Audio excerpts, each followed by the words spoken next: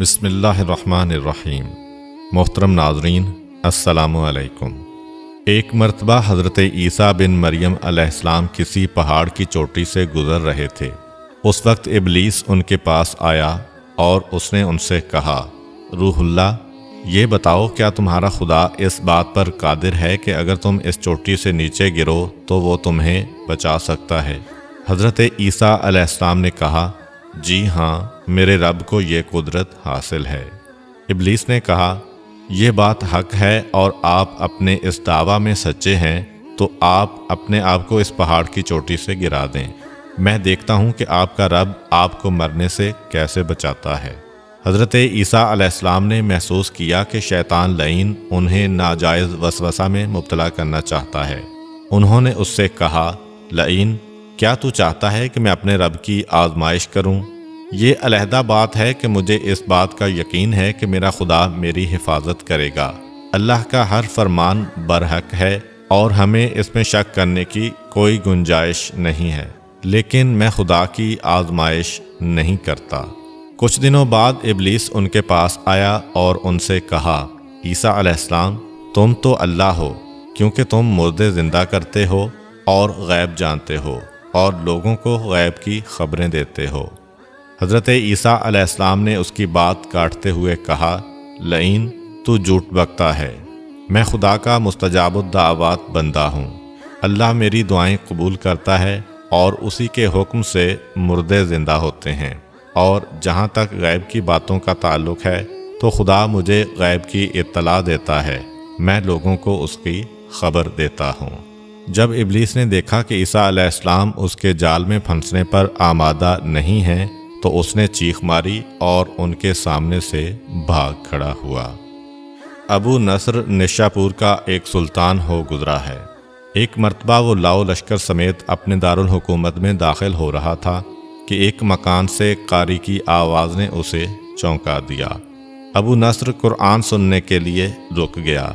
قاری نے دلسوز آواز میں سورہ آل عمران کی آیت نمبر 26 کی تلاوت کی، جس کا ترجمہ یہ ہے، آپ کہہ دیں کہ اے اللہ، تو ہی مالک الملک ہے، تو جسے چاہے سلطنت عطا کرے اور جس سے چاہے سلطنت چھین لے، اور جسے چاہے عزت دے اور جسے چاہے ذلت دے، تمام بھلائی تیرے ہاتھ میں ہے، بے شک تو ہر چیز پر قدرت رکھتا ہے۔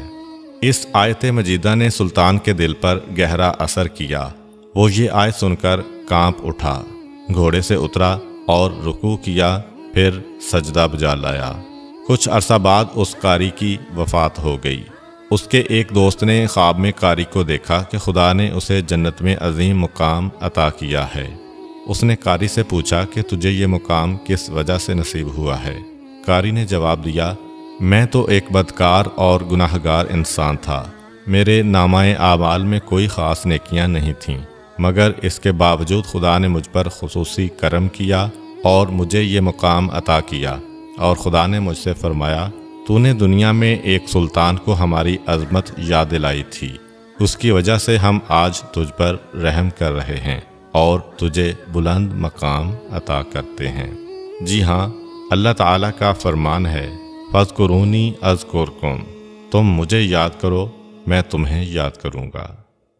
پرانے زمانہ میں انطاکیہ ایک بہت بڑا شہر تھا۔ یہ شہر ایشیائے کوچک میں واقع تھا۔ اس شہر کی لمبائی 12 میل تھی اور اس میں انسانوں کی ایک بھاری تعداد قیام پذیر تھی۔ انطاکیہ شہر کے لوگ گمراہ اور ظالم تھے۔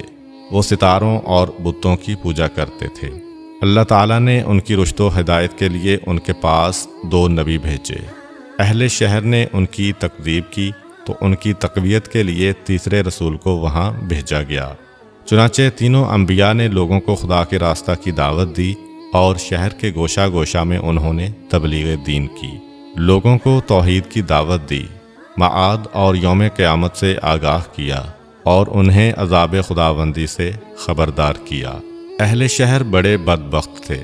3 انبیاء کی مشترکہ تبلیغی کوششوں کا ان پر کوئی خاص اثر نہ ہوا اور پورے شہر میں صرف 40 افراد نے ہی دعوت حق کو قبول کیا۔ شہر کے دوسرے لوگوں نے تینوں انبیاء اور ان کے پیروکاروں کو پکڑ کر انہیں سخت اذیتیں دیں اور ظلم کی انتہا یہ کی گئی کہ ان مظلوموں کی گردن میں سوراخ کر کے اس میں رسیاں ڈالی گئیں اور شہر کے ظالم لوگ رقص بسمل سے لطف اندوز ہوئے۔ اس شہر میں ایک مرد مومن رہتا تھا جس کا نام حبیب النجار تھا۔ وہ ان انبیاء پر ایمان لایا تھا، لیکن وہ اپنے ایمان کو مخفی رکھتا تھا۔ وہ شہر میں بڑھئی کا کام کرتا تھا۔ اسے جو مزدوری ملتی تھی وہ اس کو 2 حصوں میں تقسیم کرتا تھا۔ ایک حصہ اپنے اہل خانہ کو کھلاتا تھا اور دوسرا حصہ غرباء و مساکین میں تقسیم کرتا تھا۔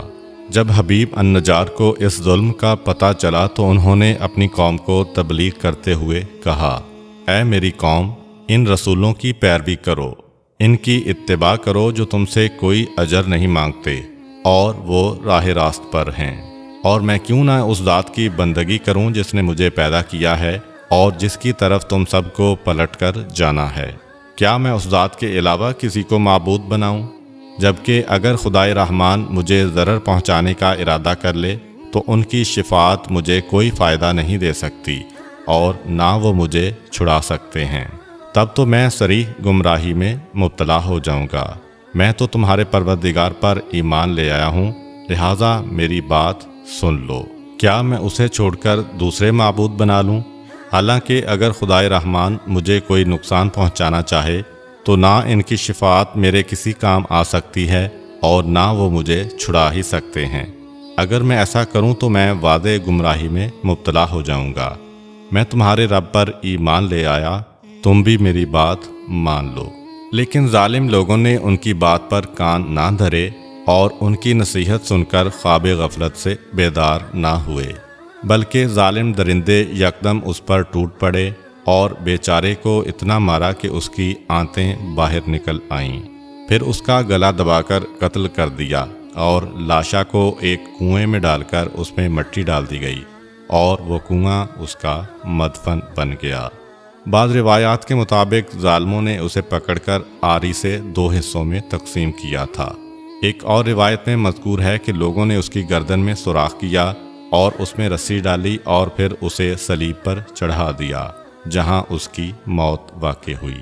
حبیب النجار کو موت سے قبل انبیاء دکھائی دیے تو اس نے یہ آخری الفاظ کہے، میں تمہارے رب پر ایمان لایا ہوں، میرے گواہ رہنا۔ اس کے بعد اس کی روح قفس عنصری سے پرواز کر گئی۔ اللہ تعالیٰ نے اس کی قربانی کو قبول کیا اور اسے عظیم ثواب دیا۔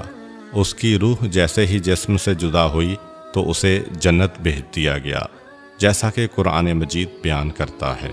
حبیب النجار کو نیک انجام مبارک ہو۔ امید کرتا ہوں کہ آپ کو آج کی ویڈیو اچھی لگی ہوگی۔